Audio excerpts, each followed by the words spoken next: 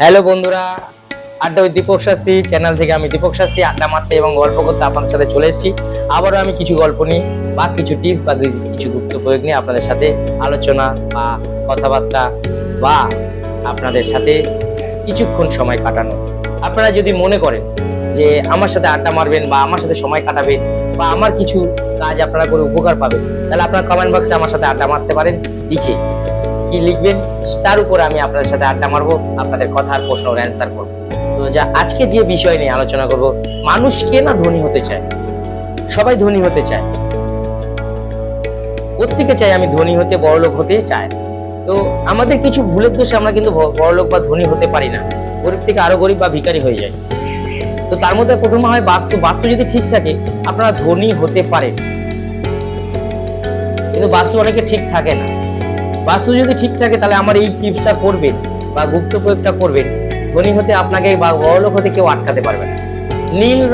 নীল রঙের গণেশ পাওয়া যায়, কিন্তু নীল রঙের শোপিস গণেশ, পুরো কালারটাই হবে নীল।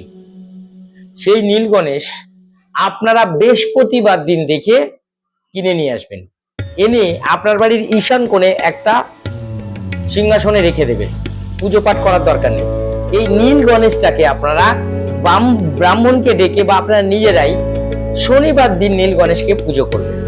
নীল গণেশ পুজো করার সময় একটা নীল কাপড়ের উপর নীল গণেশটাকে বসাবেন এবং নীল গণেশকে পুজো করার সময় ওই একটা নীল কাপড়ের উপর সামনে রেখে, কাপড়টা সামনে রেখে তার উপরে আপনারা যে সাদা কড়ি আছে ওই 5টা কড়ি নীল রঙে চুবিয়ে নেবেন, সেখানে দেবেন। নীল রঙের 5টা ফুল দেবেন, নীল রঙের 5টা ফুল, অপরাজিতা নীল রঙের ফুল দিলেও হবে।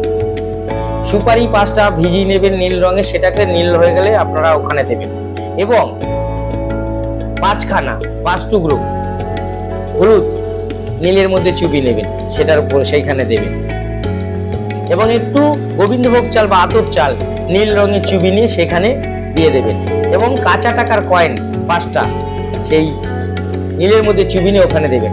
এবং 5খানা লবঙ্গ এবং 5খানা এলাচ নীল রঙে চুবিয়ে আপনারা ওই কাপড়টার মধ্যে সব রাখবেন। রেখে ব্রাহ্মণকে দিয়ে পুজো করান বা আপনারা ধূপ দিয়ে বা ঠাকুরের ভোগ দিয়ে, ফুল দিয়ে, মালা দিয়ে পুজো করবেন। যদি আপনারা ব্রাহ্মণ না পুজো করতে আসে, আপনারা গঙ্গা জল ছড়িয়ে নিয়ে একটা গুচ্ছ এক বান্ডিল আপনারা ঘাস বেঁধে নেবেন, নিয়ে গণেশের পায়ের সামনে দেবেন। এবং 5টা বেল পাতা গণেশের পায়ে দেবেন, দিয়ে কর্পূর জ্বালিয়ে, যেখানে কর্পূর জ্বালাবেন সেখানে 5খানা লবঙ্গ এবং 5খানা এলাচ দেবেন।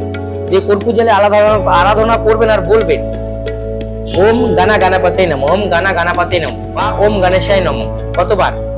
51 বার বলে ওটা রাখবেন। রেখে দিয়ে আপনি যে ভোগ দেবেন সেখানে অবশ্যই যে দোকান থেকে আপনি লাড্ডুটা বানাবেন, 5খানা লাড্ডু বলবেন একটু নীল রঙের যেন লাড্ডু তৈরি করে দেয়। এবার তারা সে কি রং দিয়ে বানিয়ে দেবে আপনি তাদের ব্যক্তিগত, তারা বানিয়ে দিলে আপনি ওটাকে গণেশকে নিবেদন করবেন। এবং অন্য লাড্ডুও দেবেন যেটা আপনার প্রসাদ হিসেবে খাবেন। বাদ বাকি ফল 5 রকমের 5টা দেবেন। তার মধ্যে নীল রঙের কোনো যদি ফল হয় ভালো, যদি না হয় যে কোনো একটা ফল নীল রঙের চুবিয়ে ওখানে দেবেন।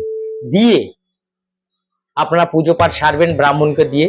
এবার আপনারা যদি খিচুড়ি করতে চান খিচুড়ি করতে পারেন, বা যে কোনো প্রসাদ করতে চান করে আপনারা 5 জনকে খাইয়ে দিতে পারেন, 5 জনের বেশিও দিতে পারেন, 5টা ব্রাহ্মণকেও দিতে পারেন। এবং সাধ্য মতন আপনাদের যথারীতি যেটা মনে করবেন আপনারা সবাইকে দান করতে পারেন।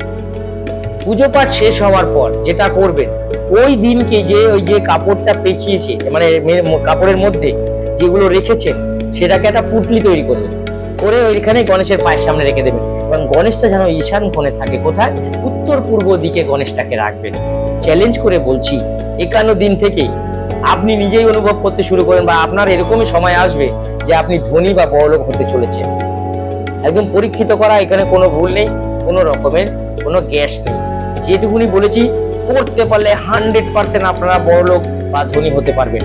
এরকম চ্যানেলে, এই চ্যানেল দেখতে গেলে বা এরকম আরো কিছু জানতে গেলে আপনারা অবশ্যই আমার সাবস্ক্রাইব করবেন চ্যানেলটা, প্রত্যেকটা অনুষ্ঠান আপনারা পাবেন। আর এরকম যদি কোনো সমস্যা থাকে আপনারা লিখে জানাবেন, আমি অবশ্যই আপনাদেরকে সেটা বলার চেষ্টা করবো বা করে দেওয়ার চেষ্টা করবো দূর থেকে।